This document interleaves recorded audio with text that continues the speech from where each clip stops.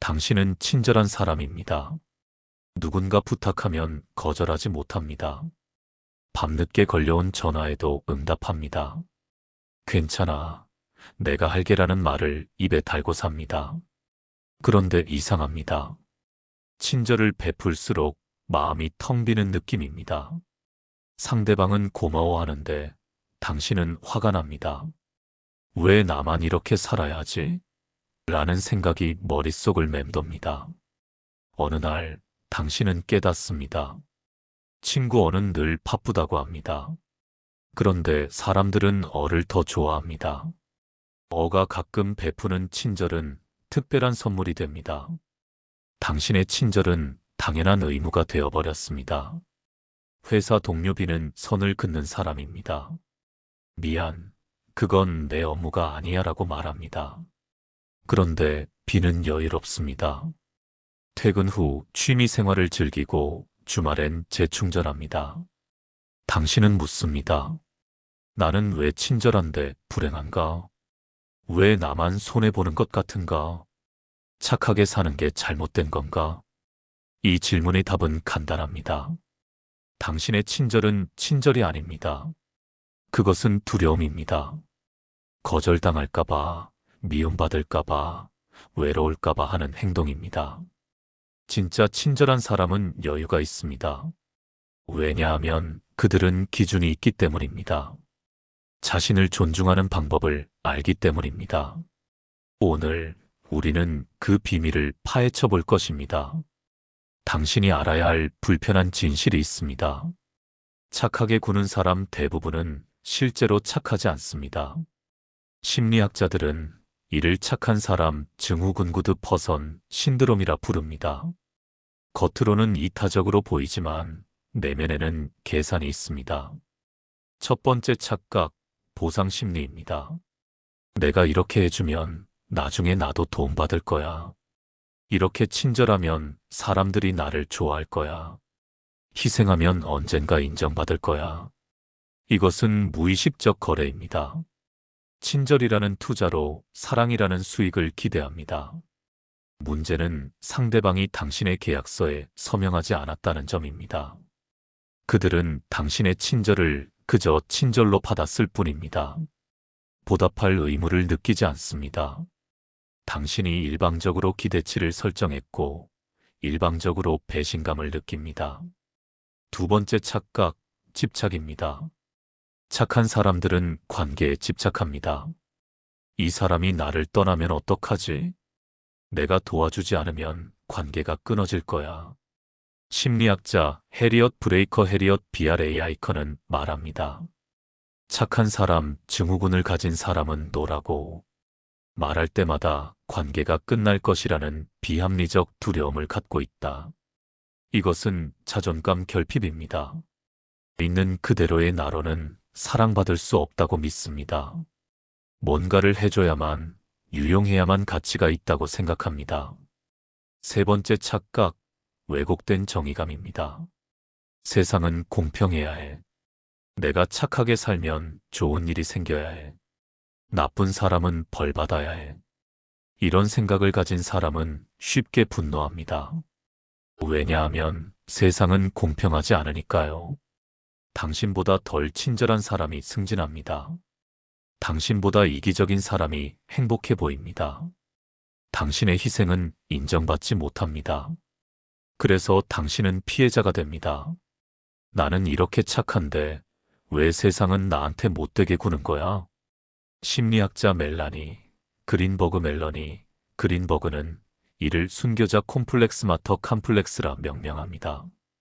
자신을 희생자로 포지셔닝함으로써 도덕적 우월감을 느낍니다.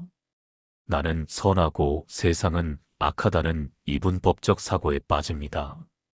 이것이 당신을 지치게 만드는 구조입니다.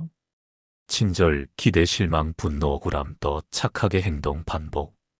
악순환입니다. 진짜 친절한 사람은 이 고리에서 자유롭습니다. 왜냐하면 그들은 기대하지 않기 때문입니다. 보상을 바라지 않기 때문입니다. 관계에 집착하지 않기 때문입니다. 그들에게는 기준이 있습니다. 철학자 임마누엘 칸트 임원을 켄트는 말했습니다. 타인을 수단으로 대하지 말고 목적 그 자체로 대우하라. 이 말은 흔히 타인 존중의 의미로 해석됩니다. 그런데 여기에는 더 깊은 의미가 있습니다. 당신 자신도 수단이 아닌 목적이어야 한다는 것입니다. 착한 사람들은 자신을 수단화합니다. 누군가에게 필요한 존재가 되기 위한 수단으로 자신을 사용합니다. 자신의 행복, 시간, 에너지를 거래 칩으로 내놓습니다. 칸트의 정언 명령 캐터가리컬 임페러티브는 이렇게 말합니다. 보편적 법칙이 될 수 있는 원칙에 따라 행동하라. 만약 모든 사람이 당신처럼 산다면 어떻게 될까요? 모두가 자기를 희생하고, 모두가 번아웃되고, 모두가 분노합니다. 이것은 지속 가능한 원칙이 아닙니다. 진정한 도덕은 자기 파괴가 아닙니다. 건강한 경계 안에서의 선택입니다. 프랑스 철학자 장-폴 사르트르-폴 사트러는 다른 각도로 접근합니다. 인간은 자유롭도록 선고받았다. 사르트르에게 자유는 축복이 아니라 책임입니다. 당신은 매 순간 선택해야 합니다. 그리고 그 선택에 대한 책임을 져야 합니다. 착한 사람들은 이 자유를 회피합니다. 어쩔 수 없었어. 상황이 그랬어. 거절할 수 없었어. 그 사람이 힘들어 보였어. 내 선택이 아니었어. 그냥 그렇게 됐어. 이것은 나쁜 믿음의 MAUVAICFOI, 즉 자기 기만입니다. 당신은 선택했습니다. 거절하지 않기로, 경계를 세우지 않기로, 자신을 희생하기로. 그리고 그 선택의 결과가 지금의 고통입니다. 사르트르는 말합니다. 타인은 지옥이다 LENFER, CESTLESAUTRES. 이 문장은 자주 오해받습니다. 타인이 본질적으로 나쁘다는 뜻이 아닙니다. 우리가 타인의 시선을 통해 자신을 정의할 때 지옥이 시작된다는 의미입니다. 착한 사람들은 타인의 눈에 비친 자신에 집착합니다. 저 사람이 나를 어떻게 볼까? 나를 이기적인 사람이라고 생각하면 어떡하지? 이 순간 당신의 정체성은 타인의 손에 넘어갑니다. 당신은 더 이상 자유롭지 않습니다. 친절한데 여유 있는 사람은 이 구조를 이해합니다. 그들은 자신의 가치를 스스로 정의합니다. 타인의 평가에 흔들리지 않습니다. 자유를 받아들이고 그 책임을 집니다. 독일 철학자 아르투어 쇼펜하우어서 SCHOPENHAUER은 고슴도치 딜레마를 이야기합니다. 추운 겨울 고슴도치들은 서로 모여 체온을 나누려 합니다. 하지만 너무 가까이 가면 서로의 가시에 찔립니다. 너무 멀리 떨어지면 추위에 얼어 죽습니다. 적절한 거리를 찾는 것이 관계의 핵심입니다. 착한 사람들은 이 거리를 모릅니다. 너무 가까이 다가가 자신을 찌르고 상대를 찌릅니다. 그리고 상처받았다고 말합니다. 쇼펜하우어는 이렇게 조언합니다. 자신의 내면에서 만족을 찾아라. 타인에게서 행복을 구하는 자는 영원히 의존적일 것이다. 친절은 내면의 풍요에서 나옵니다. 결핍에서 나오는 것은 거래입니다. 덴마크 철학자 쇠렌 키르케고르에스는 KIERKEGAARD는 자기 자신이 되는 것의 중요성을 강조합니다. 가장 큰 위험은 자기 자신을 잃는 것이다. 이는 마치 다른 일이 일어나지 않은 것처럼 조용히 일어날 수 있다. 착한 사람들은 조용히 자신을 잃어갑니다. 타인의 기대를 충족시키느라 자신이 누구인지 잊어버립니다. 나는 뭘 좋아하지? 나는 진짜 뭘 원하지? 내 기준은 뭐지? 이 질문에 답할 수 없다면 당신은 이미 자신을 잃은 것입니다. 키르케고르는 말합니다. 자기 자신이 되기 위해서는 용기가 필요하다.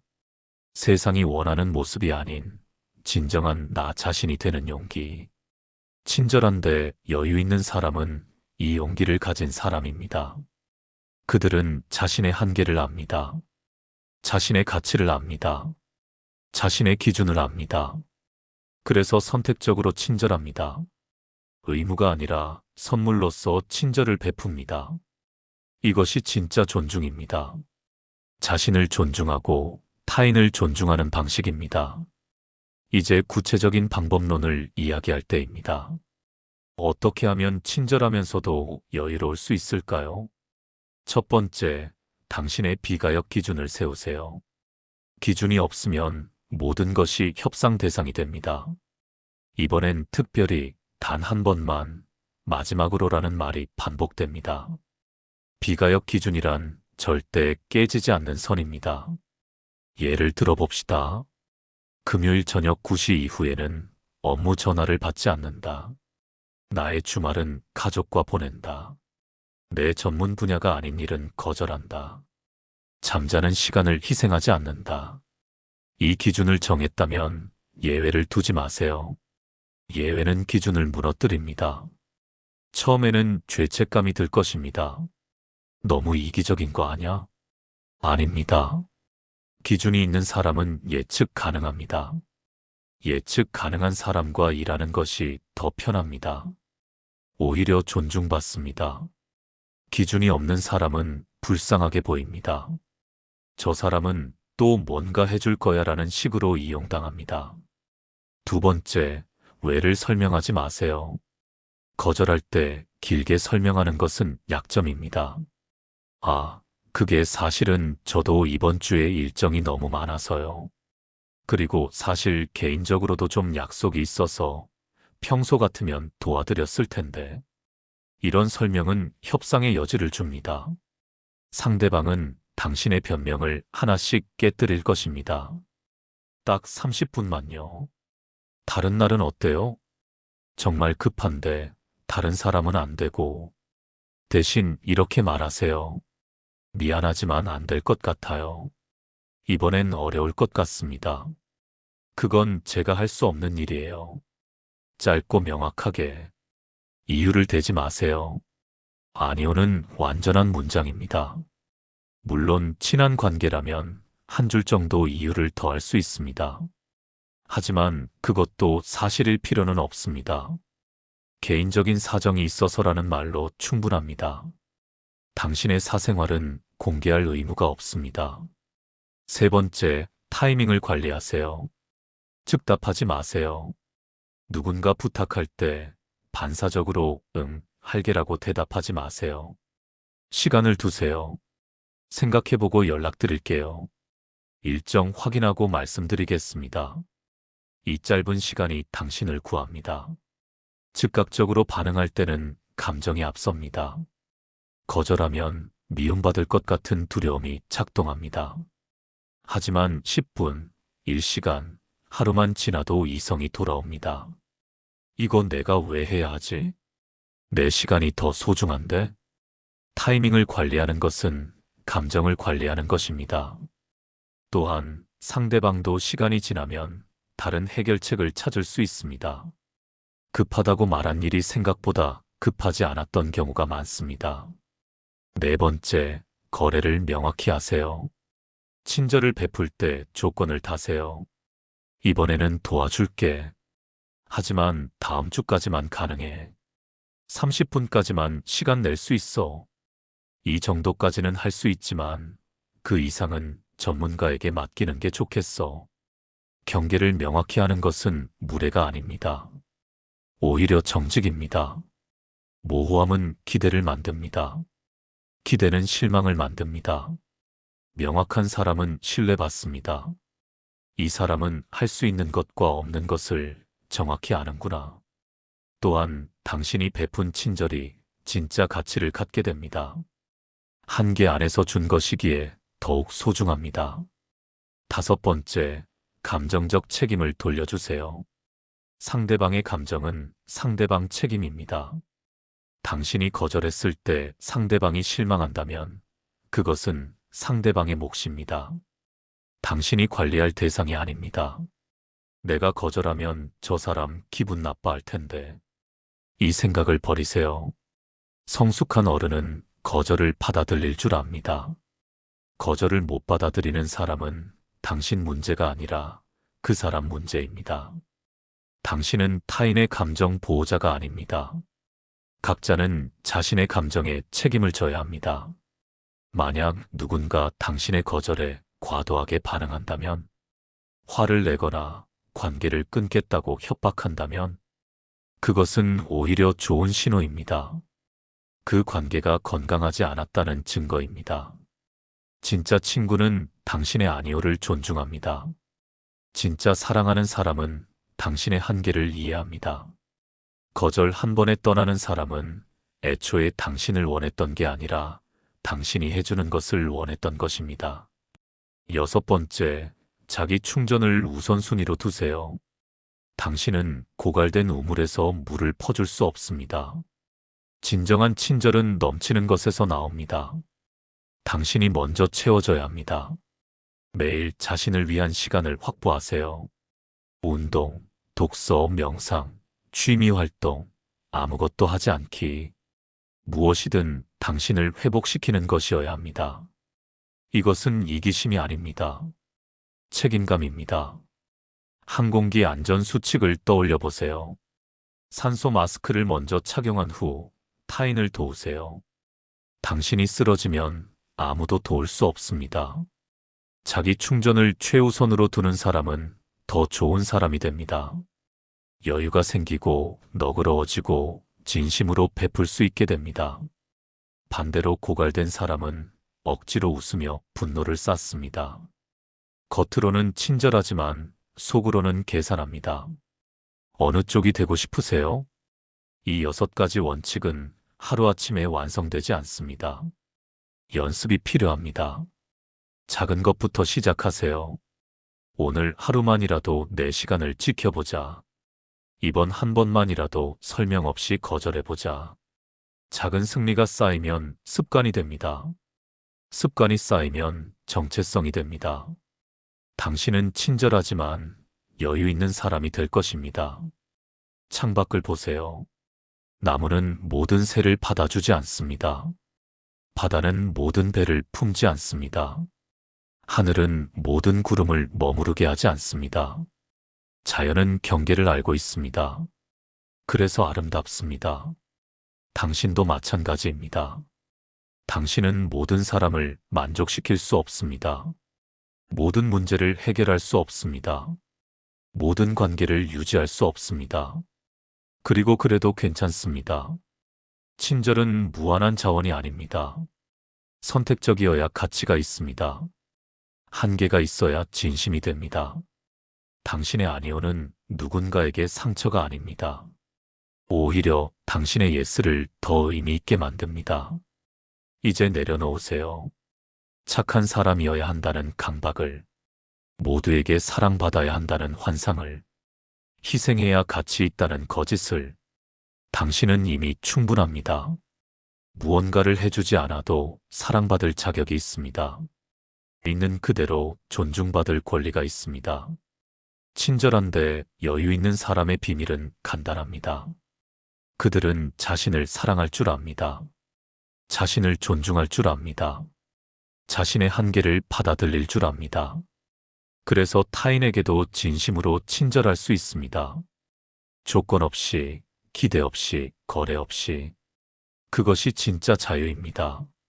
오늘부터 시작하세요. 작은 아니오 하나로, 짧은 침묵 하나로, 당신만의 시간 한 조각으로. 세상은 변하지 않을지도 모릅니다. 하지만 당신은 변할 것입니다. 고요해질 것입니다. 여유로워질 것입니다. 자유로워질 것입니다. 그리고 그때 당신은 진짜로 친절한 사람이 되어 있을 것입니다. 마지막 질문을 던집니다. 당신은 오늘 어떤 작은 경계를 세울 수 있습니까? 당신의 아니오가 당신을 자유롭게 할 것입니다. 이 이야기가 마음에 와닿았다면 구독과 좋아요로 응원해 주세요. 당신의 여유로운 삶을 응원합니다.